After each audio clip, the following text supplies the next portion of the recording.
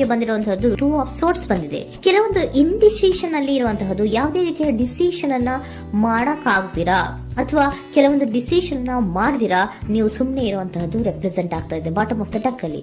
ನಿಮ್ಮ love life ನ ವಿಚಾರದಲ್ಲಿ ರೀಸೆಂಟ್ ಪಾಸ್ಟ್ ನಲ್ಲಿ ಕೆಲವೊಂದು ರೀತಿಯ ಎಂಡಿಂಗ್ ಗಳಾಗಿರುವಂತಹದ್ದು, ಲವ್ ಲೈಫ್ ನ ವಿಚಾರದಲ್ಲಿ ಕೆಲವೊಂದು ರೀತಿಯ ಡಿಸ್ಟರ್ಬೆನ್ಸ್ ಗಳಾಗಿರುವಂತಹದ್ದು, ಅವ್ಯವಸ್ಥೆಗಳಾಗಿರುವಂತಹದ್ದು, ಸಮಾಧಾನ ಇಲ್ಲದೆ ಇರುವಂತಹದ್ದು ರೆಪ್ರೆಸೆಂಟ್ ಆಗ್ತಾ ಇದೆ.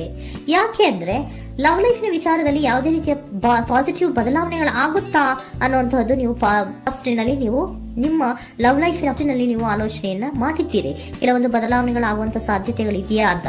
ಆದ್ರೆ ಎಂಡಿಂಗ್ ಗಳಾಗಿರುವಂತಹದ್ದು ಯಾವುದೇ ರೀತಿಯ ಸರಿ ಹೋಗ್ಲಿಲ್ಲದೆ ಇರುವಂತಹದ್ದು ರೆಪ್ರೆಸೆಂಟ್ ಆಗ್ತಾ ಇದೆ. ತುಂಬಾ ಆಲೋಚನೆಯನ್ನ ಮಾಡಿರುವಂತಹದ್ದು ನಿಮ್ಮ ಲವ್ ಲೈಫಿನ ವಿಚಾರವಾಗಿ ನಿದ್ರಾಹೀನತೆಗಳಾಗಿದೆ. ಕೆಲವೊಂದು ರೀತಿಯ ಸ್ಟ್ರೆಸ್ಸಿಗೆ ಒಳಗಾಗಿರುವಂತಹದ್ದು ನಿಮ್ಮ ರೀಸೆಂಟ್ ಪಾಸ್ಟಿನಲ್ಲಿ ನಡೆದಿರುವಂತಹದ್ದು. ಲವ್ ಲೈಫಿನ ವಿಚಾರವಾಗಿ ಯಾವುದೇ ರೀತಿಯ ಅಂತ ಸಮಾಧಾನದ ಏನು ನಿಮ್ಗೆ ನಡೆದಿಲ್ಲ. ಆ ಕಾರಣಕ್ಕೆ ನಿಮ್ಗೆ ಕೆಲವೊಂದು ವಿಚಾರಗಳನ್ನ ಡಿಸಿಷನ್ ತಗೊಳ್ಳುವಂತಹದ್ದು, ಡಿಸೈಡ್ ಅನ್ನ ಮಾಡುವಂತಹದ್ದು ನಿಮ್ಗೆ ಕಷ್ಟ ಆಗ್ತಾ ಇರೋದು. ನೀವು ಪ್ರೆಸೆಂಟ್ ಸಿಚುಯೇಷನ್ ಅಲ್ಲಿ ಬರುವಂತಹ ಆಫರ್ಗಳನ್ನ ನೀವು ಏನ್ ಮಾಡ್ತಾ ಇದ್ದೀರಾ ಅಂದ್ರೆ ರಿಜೆಕ್ಟ್ ಮಾಡ್ತಾ ಇದ್ದೀರಾ ಅಥವಾ ಮಿಸ್ ಮಾಡ್ಕೋತಾ ಇದ್ದೀರಾ. ಕೆಲವೊಂದು ಆಪರ್ಚುನಿಟೀಸ್ ಗಳು ಬಂದ್ರೂ ಕೂಡ ಅದರ ಬಗ್ಗೆ ನೀವು ಕರೆಕ್ಟ್ ಆಗಿ ಗಮನವನ್ನ ಕೊಡ್ತಾ ಇಲ್ಲ. ಯಾಕೆ ಕೊಡ್ತಾ ಇಲ್ಲ? ನಿಮ್ಗೆ ಗೊತ್ತಾಗ್ತಿಲ್ಲ ಏನ್ ಮಾಡ್ಬೇಕು. ಅದಕ್ಕೋಸ್ಕರ ನೀವ್ ಏನ್ ಮಾಡ್ತಿದ್ದೀರಾ, ಎಂಡಿಂಗ್ ಆದಂತಹ ಆಫರ್ಗಳಿರ್ಬೋದು ಅಥವಾ ಬೇರೆ ಯಾವುದೇ ಆಫರ್ಗಳಿರ್ಬೋದು ಬಂದ್ರೆ ಅದನ್ನ ನೀವು ಗಮನನೇ ಕೊಡದೇ ಇರುವಂತಹದ್ದು. ಯಾವುದೋ ಕೆಲವು ವಿಚಾರ ನಿಮ್ಮ ಲವ್ ಲೈಫಿನ ವಿಚಾರವಾಗಿ ಕೆಲವೊಂದು ರೀತಿಯ ಮತ್ತಷ್ಟು ಮುಟ್ಟೋದು ಅಂದ್ರೆ ರಿವ್ಯಾಲ್ಯೂಯೇಷನ್ ಅನ್ನ ಮಾಡ್ತಾ ಇರುವಂತಹದ್ದು ಪ್ರೆಸೆಂಟ್ ಆಗ್ತಾ ಇದೆ. ಪ್ರೆಸೆಂಟ್ ಅಲ್ಲಿ ನಾನು ಯಾವುದೇ ಆಫರ್ ಅನ್ನ ತಗೊಳ್ಳುವಂತ ಸ್ಥಿತಿಯಲ್ಲಿ ಇಲ್ಲ ಅನ್ನುವಂತ ರೀತಿಯಲ್ಲಿ ನೀವು ಆಫರ್ಗಳನ್ನ ಮಿಸ್ ಮಾಡ್ಕೊಳ್ಳುವಂತಹದ್ದು ಅಥವಾ ರಿಜೆಕ್ಟ್ ಮಾಡುವಂತಹದ್ದು ರೆಪ್ರೆಸೆಂಟ್ ಆಗ್ತಾ ಇದೆ. ನೆಕ್ಸ್ಟ್ ಕಾರ್ಡ್ ಬಂದಿರುವಂತಹದ್ದೇನು ಪ್ರೆಸೆಂಟ್ ನಲ್ಲಿ ಪೇಜ್ ಆಫ್ ಸೋರ್ಟ್ಸ್ ಬಂದಿದೆ. ಯಾವುದೋ ಒಂದು ನಿಮ್ಮ ಲವ್ ಲೈಫಿನ ವಿಚಾರವಾಗಿ ಬಹಳಷ್ಟು ಕ್ಯೂರಿಯಾಸಿಟಿಯಿಂದ ಏನೋ ವಿಚಾರವನ್ನ ತಿಳ್ಕೊತಾ ಇದ್ದೀರಾ, ಬಹಳಷ್ಟು ಕ್ಯೂರಿಯಾಸಿಟಿಯಿಂದ ತಿಳ್ಕೊತಾ ಇದ್ದೀರಾ ಏನಾಗ್ತಾ ಇದೆ, ಹೇಗಾಗ್ತಾ ಇದೆ ಅಂತ. ತುಂಬಾನೇ ನೀವು ಕೆಲವೊಬ್ರು ಲವ್ ಲೈಫಿನ ವಿಚಾರದಲ್ಲಿ ತುಂಬಾನೇ ಮಾತು ಕೂಡ ಆಡ್ತಾ ಇರುವಂತಹದ್ದು ರೆಪ್ರೆಸೆಂಟ್ ಆಗ್ತಾ ಇದೆ. ಏನಾಗ್ತಾ ಇದೆ, ಹೇಗಾಗ್ತಾ ಇದೆ, ಗಲಿಬಿಲಿಗಳು, ಡಿಸ್ಟ್ರಾಕ್ಷನ್ಸ್ಗಳು ಅಥವಾ ಡಿಸಿಷನ್ಸ್ ನ ಮಾಡಕ್ಕಾಗದೆ ಏನಕ್ಕೆ ಒದ್ದಾಡ್ತಿದೀವಿ ಅನ್ನೋದ್ರ ಬಗ್ಗೆ ಕೂಡ ನೀವು ಕೆಲವೊಂದು ರೀತಿಯ ಮಾತಾಡ್ತಾ ಇರುವಂತಹದ್ದು ರೆಪ್ರೆಸೆಂಟ್ ಆಗ್ತಾ ಇದೆ. ಯಾವಾಗ ಕೆಲವೊಂದು ವಿಚಾರಗಳಲ್ಲಿ ನೀವು ಮಾತಾಡಿ ಕ್ಲಿಯರ್ ಅನ್ನ ಮಾಡ್ಕೊಂತೀರೋ ಆಗ ನೀವು ಕೆಲವೊಂದು ರೀತಿಯ ಆಕ್ಷನ್ಸ್ ಗಳನ್ನ ತಗೋಬೇಕು ಅನ್ನೋಂಥ ನಿರ್ಧಾರವನ್ನ ಮಾಡಿರುವಂತದ್ದು. ಆಫರ್ಗಳು ಬಂದ್ರೂ ಕೂಡ ರೆಫ್ಯೂಸ್ ಮಾಡ್ತೀರಾ. ಆದ್ರೆ ಏನೀಗ ಹಿಂದೆ ಪಾಸ್ಟಿನಲ್ಲಿ ನಡೆದಿತ್ತೋ ಅದು ಯಾಕಾಯ್ತು, ಏನಕ್ಕೆ ಹಂಗಾಯ್ತು ಅನ್ನೋದ್ರ ಬಗ್ಗೆ ಕೂಡ ನೀವು ಮಾತಾಡುವಂತ ಸಾಧ್ಯತೆಗಳು ರೆಪ್ರೆಸೆಂಟ್ ಆಗ್ತಾ ಇದೆ ಅಟ್ ಪ್ರೆಸೆಂಟಿನಲ್ಲಿ.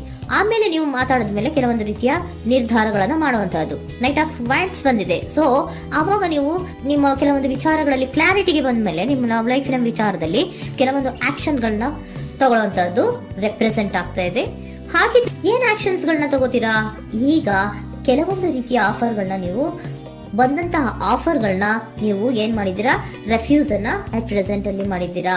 ಈಗಲೂ ಕೂಡ ನೀವು ಬಂದಂತಹ ಆಫರ್ ಅನ್ನ ನೀವೇನ್ ಮಾಡ್ತೀರಾ, ರೆಫ್ಯೂಸ್ ಅನ್ನ ಮಾಡ್ತೀರಾ ಅಥವಾ ರಿಜೆಕ್ಟ್ ಅನ್ನ ಮಾಡ್ತೀರಾ. ಯಾಕೆ?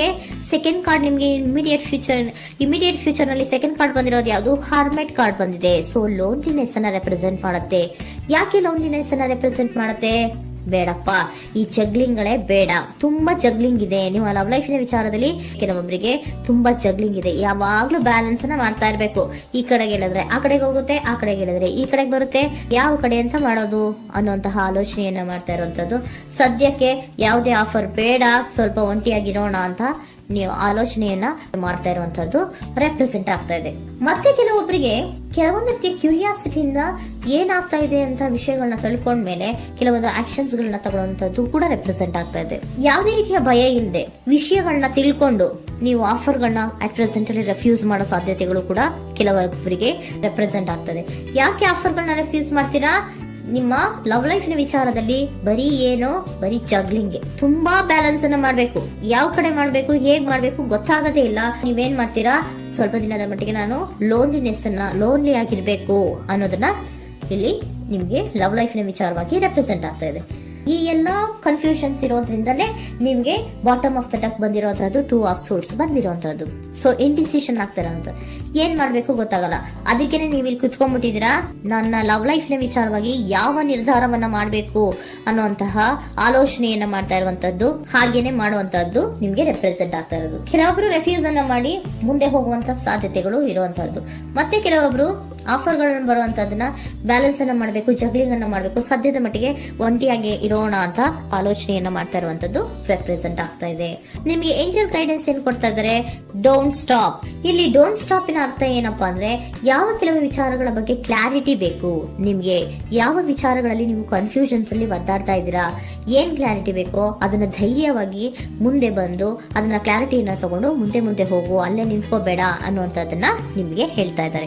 ಯಾವ ವಿಚಾರವನ್ನ ನೀವು ಲವ್ ಲೈಫ್ ನ ವಿಚಾರದಲ್ಲಿ ಏನ್ ಈ ಜಗ್ಲಿಂಗ್ಗಳು ಅಥವಾ ಈ ಬ್ಯಾಲೆನ್ಸ್ ಗಳನ್ನ ಮಾಡ್ಕೊಂಡು ಅಥವಾ ಎಳ್ದಾಟಗಳನ್ನ ಮಾಡ್ಕೊಂಡಿದ್ದೀರೋ ಅಲ್ಲಿಗೆ ಕ್ಲಾರಿಟಿಯನ್ನ ತಗೊಳ್ಳಿ, ಧೈರ್ಯವಾಗಿ ಕ್ಲಾರಿಟಿಯನ್ನ ತಗೊಂಡು ನೀವು ಮುಂದೆ ಆಕ್ಷನ್ಸ್ ಅನ್ನ ತಗೊಳ್ಳುವಂತದ್ದು ರೆಪ್ರೆಸೆಂಟ್ ಆಗ್ತಾ ಇದೆ.